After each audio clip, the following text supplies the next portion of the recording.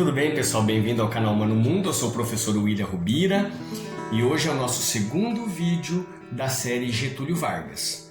O primeiro vídeo eu fiz para você que está pensando no vestibular, no Enem, no concurso público. Esse segundo vídeo é um vídeo mais curto e é um vídeo para reflexão, para a gente discutir alguns pontos. Que pontos, William? Getúlio Vargas deu golpe ou ele foi um revolucionário? Ele foi um pai dos pobres ou ele foi uma mãe dos ricos? Getúlio Vargas foi o melhor presidente que o Brasil já teve? Ou não? Ele foi um fascista? É isso que eu quero discutir com vocês nessa pequena reflexão. Ok? Tá afim? Então vem comigo pro canal Mano Mundo, que aqui todo dia é dia de história. E hoje é dia de Getúlio Vargas. De novo. Até já, galera. Então, galera, vamos lá discutir esses golpes ou não, né?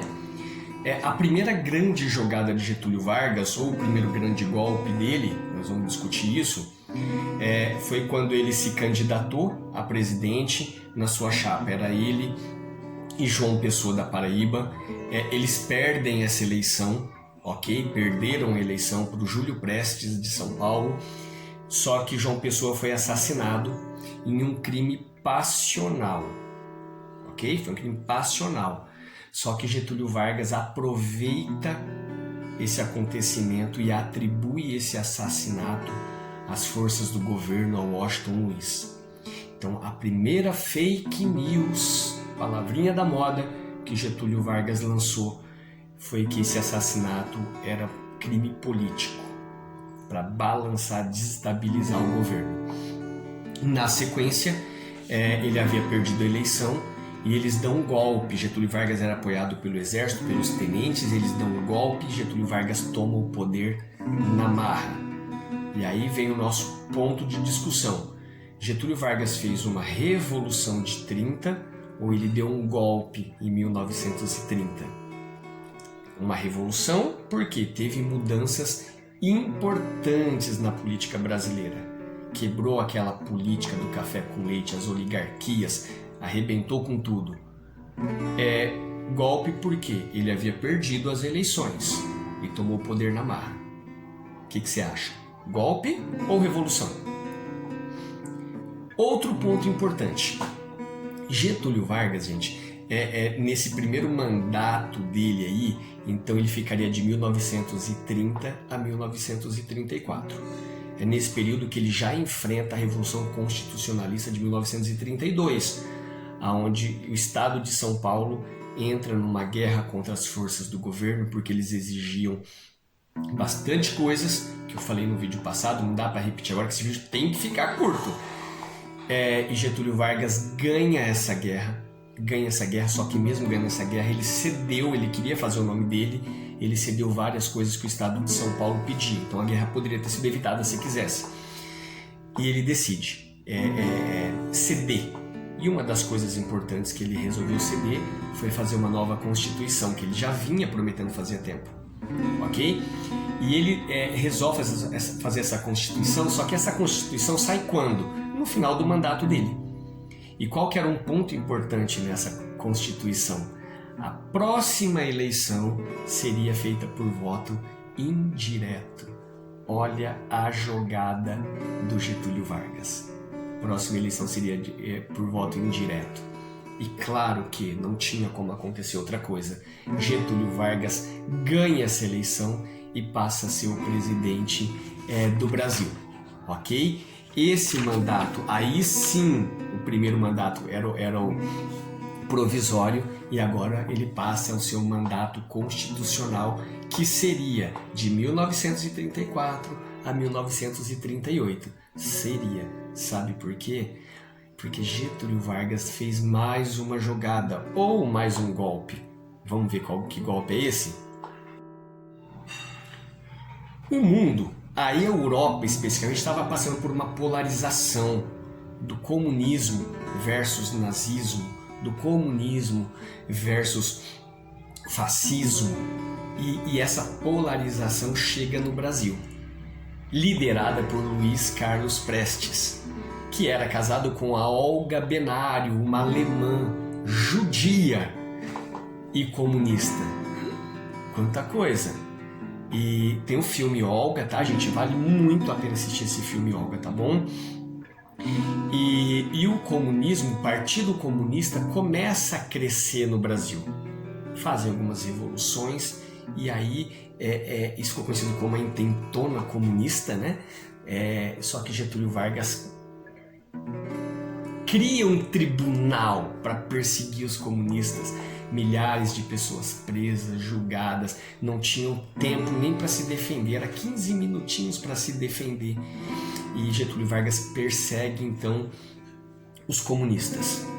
Só que o que acontece? O mandato dele era de 1930 a 34, depois de 34 a 38. O que Getúlio Vargas faz aqui? Ele captura Luiz Carlos Prestes e sua esposa Olga, que estava grávida, e não atendeu a diversos pedidos, tá? Todo mundo pedia para que a Olga ficasse presa aqui no Brasil, já que era grávida, gestante e o marido brasileiro.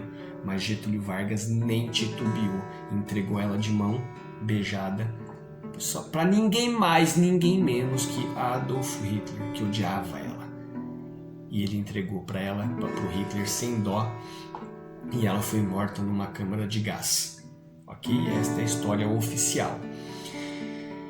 E Getúlio Vargas, se aproximando do fim do mandato dele, e no Brasil não existia reeleição, a reeleição é algo novo na nossa política, e Getúlio Vargas, em 1937, pertinho do final do mandato, ele dá um golpe, mais um golpe. Eles criam o Plano Cohen, que eu já expliquei na aula passada. O Plano Cohen é mais uma fake news, que dizia que os comunistas iam invadir o Brasil, iam tomar conta de tudo, iam botar fogo, matar todo mundo, e Getúlio Vargas vai para as rádios e lê aquela carta no rádio. Trabalhadores do meu Brasil, era assim que ele começava os pronunciamentos dele. Trabalhadores do meu Brasil. O comunismo está chegando no Brasil, está aqui a prova, a carta, eles estão dizendo que vão invadir o Brasil. Eu não vejo outra alternativa a não ser ficar no poder. Só eu tenho poder para combater os comunistas. Então eles criaram um problema para eles serem a solução. Então o mandato dele, que seria de 34 a 38, o que ele faz? Ele dá um golpe nele mesmo, um alto golpe, e em 1937 ele instaura no Brasil uma ditadura militar. Nesse mandato dele, então, que é ilimitado, então ele fica no poder de 37 até 1945, ao final da Segunda Guerra Mundial. Por quê? Vem a Segunda Guerra Mundial e Getúlio fica naquela dúvida. E agora? Ele é um fã do Mussolini, ele é um fã do Hitler. O que ele fez? Ele rasga todos os seus posters que estavam no teto e ele apoia os Estados Unidos. Olha só, ele era um ditador, entregou a Olga para o Hitler, só que os Estados Unidos eram o maior parceiro comercial do Brasil. A guerra já caminhava para o seu final e os nazistas já estavam recuando. E Getúlio Vargas, obviamente, decide entrar para o time que ele sabia que ia ganhar. As forças brasileiras vão para a Itália, luta justamente contra as forças do Mussolini, o seu herói. E quando acaba a guerra, o exército bota Getúlio Vargas na parede e questionam ele. Cara, você é um ditador. O Brasil vive hoje uma ditadura e você manda a gente para lutar contra o fascismo.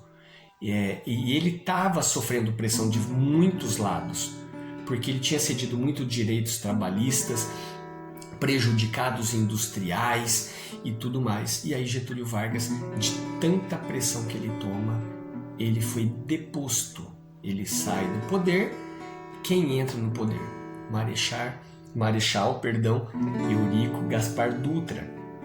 Eurico Gaspar Dutra entra no poder, fica na presidência do Brasil por 4 anos, e Getúlio Vargas, quando ele é deposto, automaticamente ele passa a ser senador do Rio Grande do Sul, volta para sua cidade e fica pescando, andando a cavalo e matutando uma forma de voltar ao poder.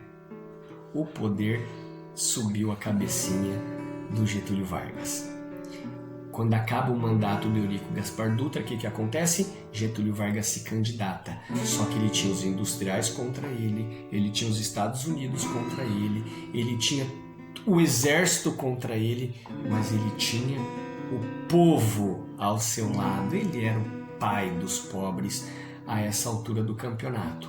Ele que criou o Ministério do Trabalho, Indústria e Comércio, ele já havia criado o Ministério da Educação e Saúde, tinha criado a Justiça Eleitoral. Ele era o pai dos pobres. Ele volta e ganha essa eleição fácil. E nesse mandato do Getúlio Vargas, que seria de 1951 a 1954, seria, William? Seria, não foi. Getúlio Vargas teve um mandato quase que democrático, deu umas flertadas por um lado mais socialista e teve um mandato bom. O governo brasileiro era um governo que entregava tudo para os Estados Unidos, tudo para fora, e Getúlio Vargas resolve nacionalizar o petróleo, lançou até a campanha O Petróleo é Nosso, que ele tem a foto, eu vou postar para vocês aqui, ó, ele com a mãozinha toda suja de petróleo. Ele dá aumento para os trabalhadores, um aumento gigantesco que a indústria ficou doida com ele, e Getúlio Vargas ele estava de vento em polpa, trazendo de volta o nacionalismo para o Brasil, a indústria crescendo, tudo estava indo muito bem, até que um inimigo, dono de um jornal, Carlos Lacerda, sofre um atentado, no qual um segurança seu, que era da aeronáutica, morreu, e Carlos Lacerda toma um tiro no pé, que não é piada, um tiro no pé. E aí tem um ponto interessante pra gente também refletir, tá, gente? O Carlos Lacerda toma um tiro no pé e depois ele aparece. Eu também vou postar uma fotinha pra vocês bem aqui do ladinho, ó. Ele sendo carregado, olha que interessante, com o pé engessado. Quem toma tiro no pé engessa? Essa eu não conhecia, essa é nova pra mim. Mais uma fake news? Será? E esse inimigo de Getúlio Vargas vem pra cima, e esse crime é atribuído a Getúlio Vargas da mesma forma como ele havia feito com Washington Luiz, e Getúlio Vargas ele não consegue segurar esse rojão, tá? Foi constatado que o chefe da sua guarda pessoal que havia planejado esse assassinato do Carlos Lacerda, que falhou, foi preso, só que anos depois todo mundo que foi preso negou, diz que eles haviam sido torturados para confessar, enfim.